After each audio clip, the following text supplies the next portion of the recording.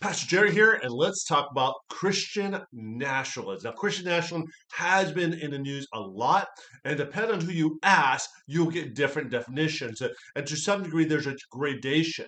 Now, let's talk about the far left view of Christian nationalism. And this is the one that is the most fearful view of this idea of Christian nationalism. And what they would say is if you believe that the Bible is God's word and that Jesus is the only way to salvation, and that you think the nation should hold up to Christian values, then you are a Christian nationalist. And when they think of you as a Christian nationalist, they think of you as someone who wants to create a theocracy, someone who wants to create something they fear would be like a handmaid's tale, where basically it is only Christians and we're going to kill all those who aren't Christians, and that the Bible will be our own sorts of laws and regulation, and that the fear that we will go after gays and transgenders and stuff. And it's a very much a they see anyone who is a Christian who takes the Bible seriously as someone who is a potential Christian nationalist, and they are fearful of them. And so it's a very much a fear-based understanding of Christian and Christian values. Um, there is the opposite side view that sees Christian nationalism as a very positive term, and there are some Christians who do say, yes, we want a Christian nation, and we want this to be the only law.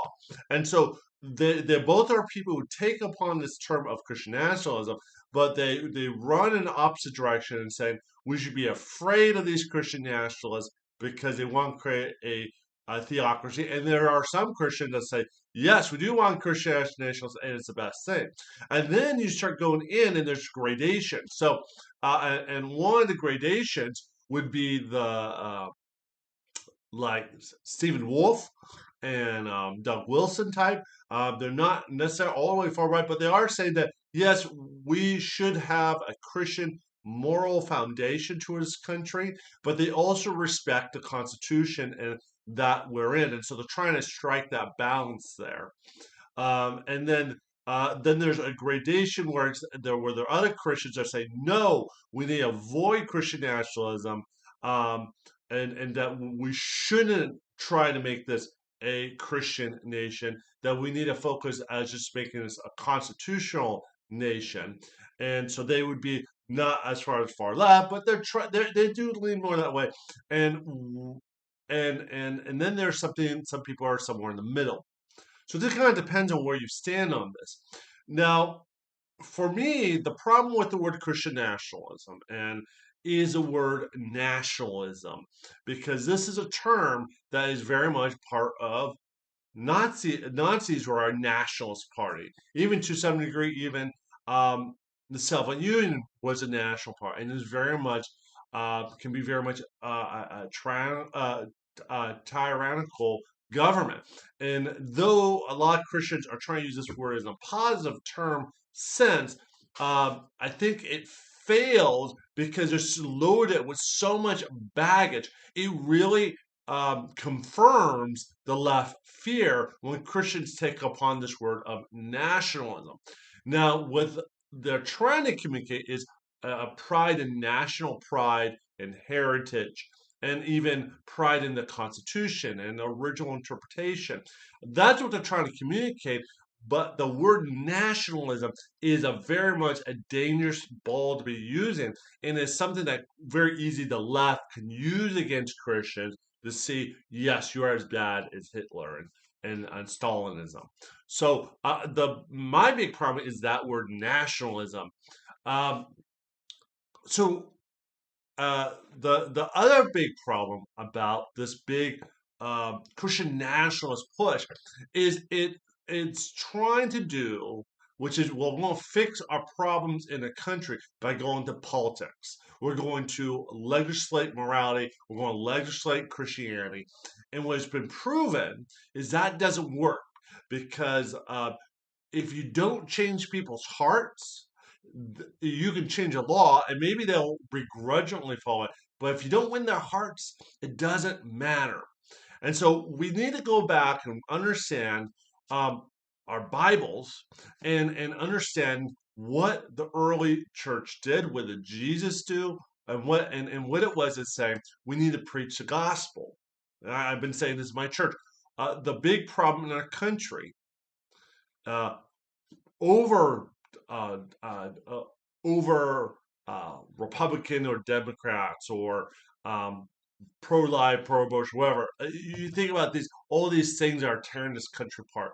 The root issue of it is not just abortion or is not just uh, LGBT movement. It's not just critical theory. That's not the root problem. The root problem is sin. And so if you do the externals and not deal with the main problem, which is sin, then you actually hasn't fixed the problem. In fact, what's often happens is you can legislate morality and that sin will pop up somewhere else. And so trying to suppress that without trying to change people's hearts will fail. And so what if we really want this to be a Christian nation, what we need to do is preach the gospel and have people's hearts change to that they would become believers in Jesus Christ. That you deal with the problem of sin in their heart, because that's the real problem. And if we did a great awakening, which I would argue there's only been one great awakening in this country and a partial deal in Billy Graham. There was a movement there, but I would say the only real good great awakening, the only great revival was the very first one because people's lives were changed, the culture was changed, morality changed. There was really a transformation element. If we want that, then it's going to be preaching the gospel. And if people become Christians, then they'll naturally vote for biblical values. And so we need to be about preaching the gospel, so people can be saved to the gospel. The other thing we need to be doing is voting with biblical values. And so when laws do come up and it says, what do you think about abortion? What do you think about gay marriage? What do you think about transgender? That you speak your word and say, by God's word, it says this, and therefore I will vote for pro life. I will vote for traditional marriage. I will vote for, I would say, capitalism, because the Bible is not about stealing, though you should care for the poor. The Bible is not socialism. It is not it is very much capitalism. It does encourage having some form of safety net, but not to the degree that we have the welfare state we've created today. And so we look to the Bible for biblical values and we vote accordingly. And I would say that's something we failed at as Christians. Also, it means the businesses we go to, if the business promotes uh, unbiblical values, and you can say anti-biblical values, then as Christians, we shouldn't be shopping there. If there's a movie that's clearly anti-Christian, you shouldn't watch it. One of the things that as Christians we fail is a vote with our feet, with our money, say we will support things that are conservative Christian values.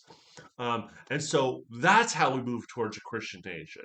Not necessarily legislation, but by sharing the gospel and living out those gospel values out. And part of that also requires is this is controversial, but we need to stop sending our kids to public schools. The public schools have become secular, anti-Christian, critical theory, woke, liberal, indoctrination. Um, your children will get indoctrinated. And the choice is, are you going to indoctrinate them with biblical value or with the secular unbeliever values? Because the school system does indoctrinate your kids. Everyone is being indoctrinated for someone. And so would you rather indoctrinate your kids with God's word or by the school system? So therefore, either you should homeschool your kids, can send them to private schools, but Christian, don't send your kids to public schools anymore. Your kids are too valuable to send them there. It is a dangerous place to send your kids to school to now. So these are the things. Now, where does we vote biblical values? As Christians, do we still need to hold to the Constitution? Absolutely. I am a Christian first, but I'm also an American, and I see how my biblical value and the Constitution meet. Now, I would encourage you to watch Hillsdale College has these great videos about what the Constitution was all about and how it was established and why the country was made the way it is and why it's broken now.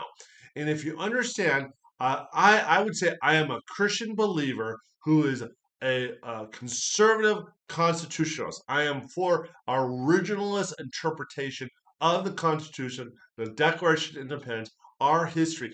We need to get back to that. And so we need to make disciples.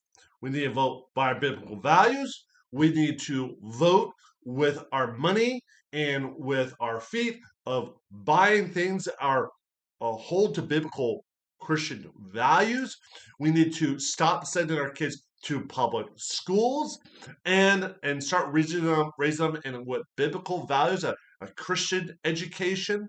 And then we need to understand how our country was founded, the Constitution, and learning how we operate in a constitutional system, and vote to support the original conservative understanding of how the Constitution will form.